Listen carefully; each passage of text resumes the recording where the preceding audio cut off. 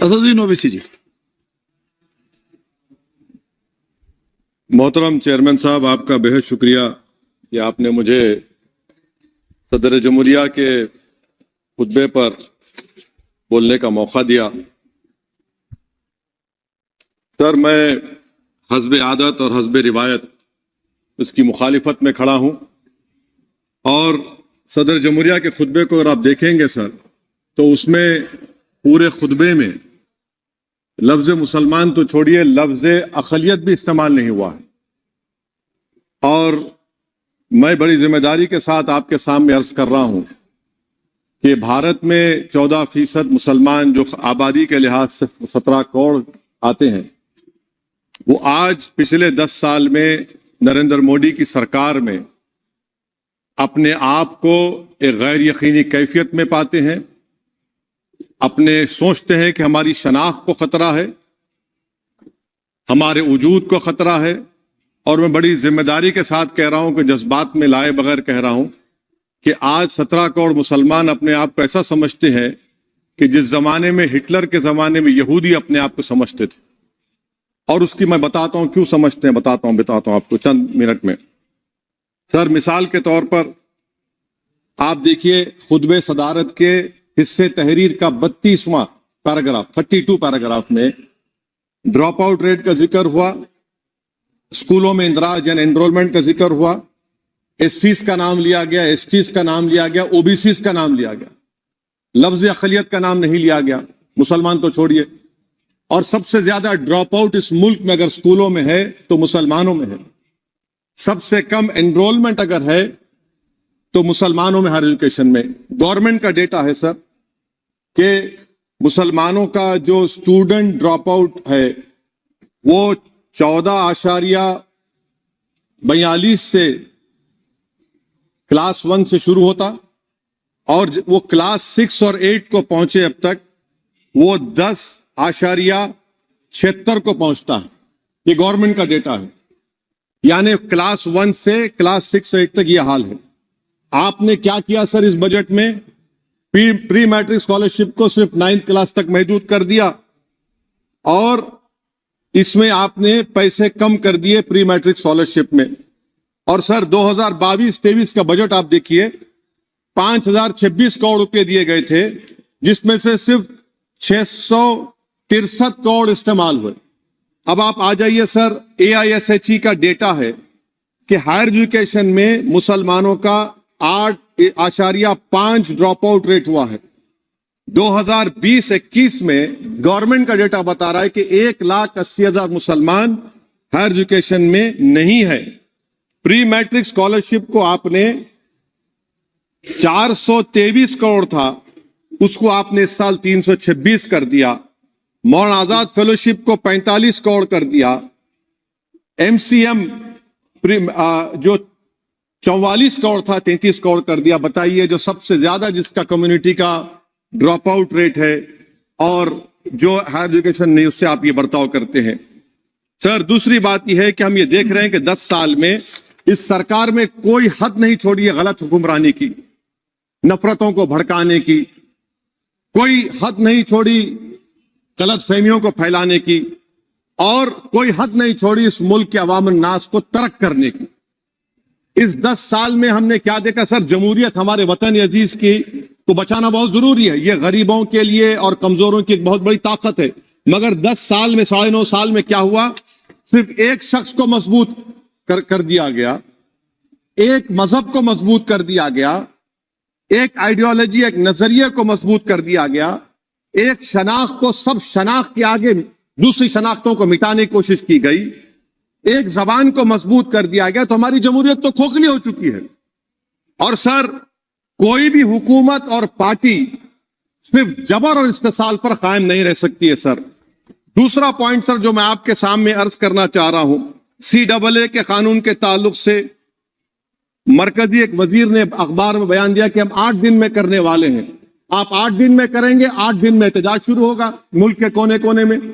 आप CAA को मजहब से खत्म कर दीजिए, मजहब से जोड़ेंगे तो आपका इरादा बुरा है। आप भारत की अक़लियतों को, भारत के मुसलमानों को, दलितों को आप परेशान करने का आपका इरादा है। सर दूसरी बात यह है कि CAA के खिलाफ क्यों हम है? क्योंकि सीमांचल के मुसलमान को आप बांग्लादेशी कहते हैं। कोई मिनिस्टर मुझे कहता है कि घुसपैठी है, रोहिंग्या है। तो CAA को मजहब से जोड़ना गलत था, उसको निकालिए। मगर हमारे देश के प्रधानमंत्री सर, वतन अजीज के वजीर आजम, मैं बड़ी जिम्मेदारी के साथ कह रहा हूं कि मैं अपने बचपने में जब हिस्ट्री पढ़ता था तो मैंने एक स्टैचू की फोटो देखी थी, प्रीस्ट किंग ऑफ मोहनजोदारो। ऐसा लगता है कि वैसा ही लग रहा है कि प्रधानमंत्री नहीं है बल्कि पुजारी सम्राट बन चुके हैं वो। और मैं क्यों कह रहा हूं कि हमारे सदर जमहूरिया ने कहा था कि 22 जनवरी एक तारीखी दिन है, बिल्कुल तारीखी दिन है। 22 जनवरी की बुनियाद 6 दिसंबर 92 को रखी गई। 22 जनवरी की बुनियाद 86 में ताले खोलकर रखी गई। 22 जनवरी की बुनियाद जीबी पंत ने रखी थी, इसीलिए तारीखी दिन है।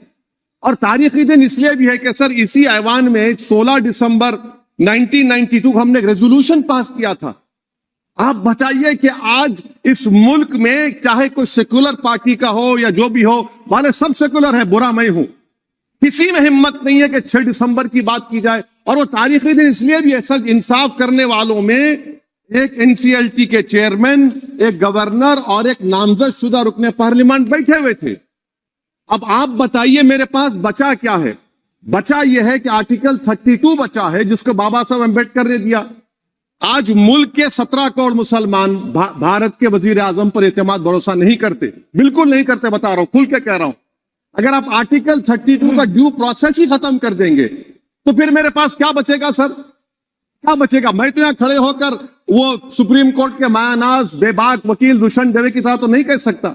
मुझे आज भी रूल ऑफ लॉ में भरोसा है, मुझे आज भी कानून पर, संविधान पर भरोसा है, मगर ड्यू प्रोसेस तो फॉलो होना चाहिए। ड्यू प्रोसेस फॉलो नहीं हो रहा। एक तारीखी दिन 22 जनवरी था, एक तारीखी दिन 31 जनवरी था।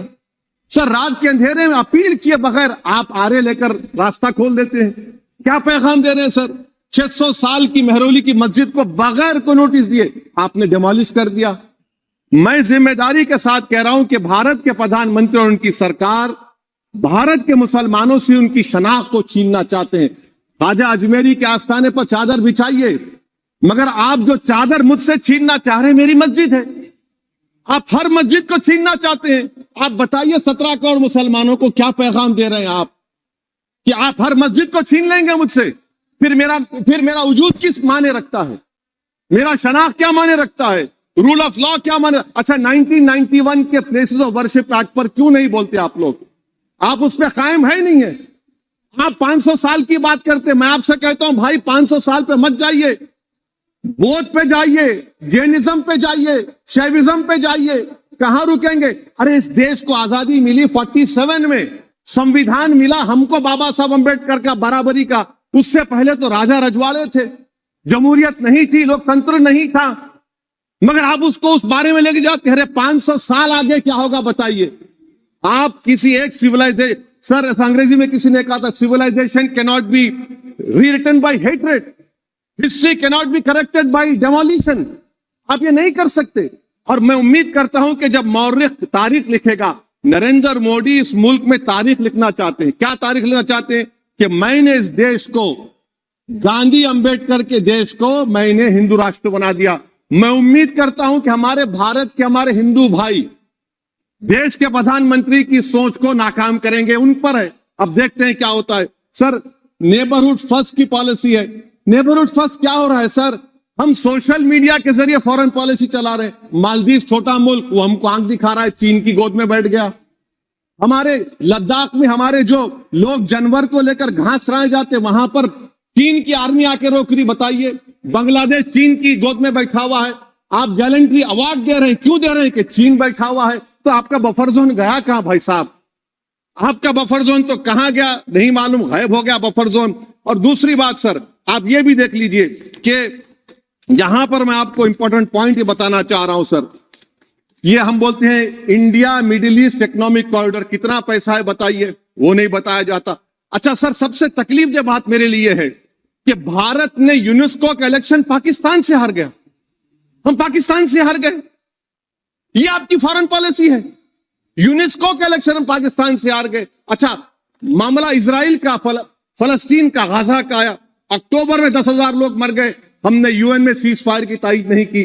दिसंबर आया 20,000 मर गए, तो हमने तायद कर दी। क्यों तायद की? क्योंकि ग्लोबल साउथ को हमको फॉलो करना पड़ रहा। भारत ग्लोबल साउथ को फॉलो कर रहे, मिले तकलीफदेह बात है। यह आपकी नाकामी का बहुत बड़ा सबूत है। इसीलिए हम बता रहे हैं कि यह सरकार की बहुत से नाकाम। अच्छा, अलीगढ़ मुस्लिम यूनिवर्सिटी, आखिरी पॉइंट, अलीगढ़ मुस्लिम यूनिवर्सिटी। सर, आप उत्तर प्रदेश से आते हैं। सर, 81 में एक्ट पास हुआ। हमारा लॉ ऑफिसर कोर्ट में कहता है कि मैं पार्लियामेंट के एक्ट को नहीं मानता। कैसे नहीं मानते सर? क्या नरेंद्र मोदी ने पार्लियामेंट को नॉमिनेट किया या पार्लियामेंट ने नरेंद्र मोदी को प्रधानमंत्री बनाया? बताइए। 81 के एक्ट को नहीं मानते। सर, 2 ही तो सेंट्रल यूनिवर्सिटी है मुसलमानों के। 1,80,000 आप ही के सरकार के दौर में मुसलमान हायर एजुकेशन निकल गए। आप अलीगढ़ मुस्लिम से छीनना चाह रहे हैं। Theory of separation of powers में एग्जीक्यूटिव हमको डिक्टेट करेगा। मेरी आवाज तो पार्लियामेंट है, अब मेरी आवाज के खिलाफ एग्जीक्यूटिव सुप्रीम कोर्ट में बोलता है। अलीगढ़ मुस्लिम यूनिवर्सिटी से इतनी नफरत क्यों है आपको? वहां पर तो हिंदू भाई भी पढ़ते हैं। सर, ये अलीगढ़ मुस्लिम यूनिवर्सिटी का मामला है सर। तो मैं आपसे इस बात पर, इस शेर पर अपनी बात को खत्म कर रहा हूं सर। आप भी उर्दू दां हैं जी।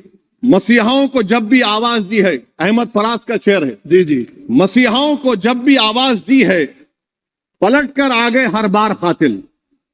मसीहाओं को जब भी आवाज दी है पलट कर आ गए हर बार कातिल।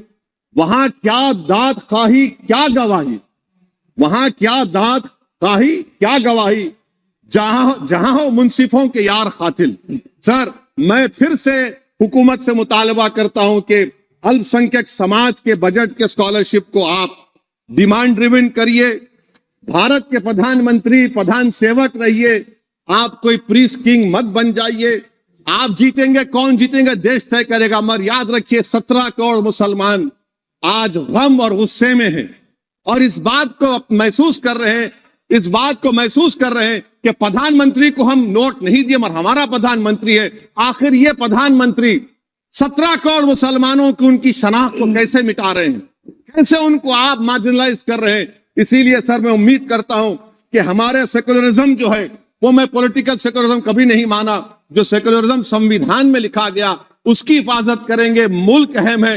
वरना याद रखिए, आप चुनाव जीते या हारे, मगर अगर आप 17 करोड़ एक जनता को आप गैर यकीनी कैफियत पैदा कर देंगे, ये देश के हित में नहीं होगा। बल्कि हम तो उम्मीद कर रहे हैं कि ड्यू प्रोसेस अदालत फॉलो करेगी। अदालत अगर एक तरफा फैसले करेगी तो गलत होगा। सर, बहुत बहुत शुक्रिया।